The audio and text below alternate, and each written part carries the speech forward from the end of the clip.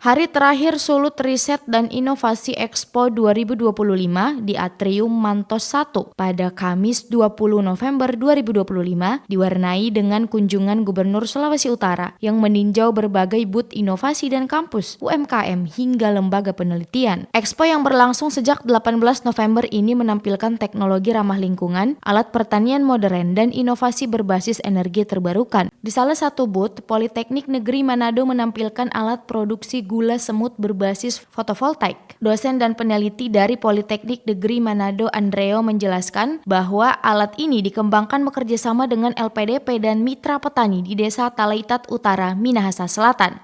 Di sini kita membuat alat di mana yang tadinya petani nira aren mengolah nira arennya secara manual, menggunakan kayu, menggunakan tangan, tenaga manusia, dan menggunakan bara api, kayu bakar.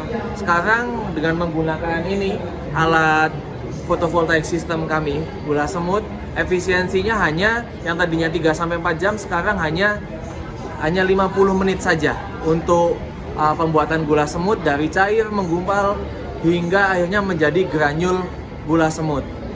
Adapun di booth lain, dosen dan peneliti Fakultas Perikanan dan Ilmu Kelautan Universitas Samratulangi Jenki Pongoh memperkenalkan alat peraga untuk membuat asap cair. Alat ini digunakan untuk pengawetan hasil perikanan serta mendukung pertanian dan farmasi. Nah, fungsinya dia sebagai pengawet. Nah, karena saya perikanan, jadi pengawet.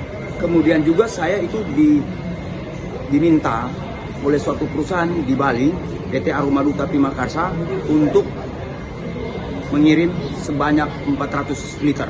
Itu dua fungsi, perikanan dan yang pertanian. Misalnya fungsi dia membantu misalnya mempercepat pembungaan, perkecambaan bunga. Misalnya bunga layu akhirnya ya supaya mekar, akhirnya disemprot. Ya semprot lah.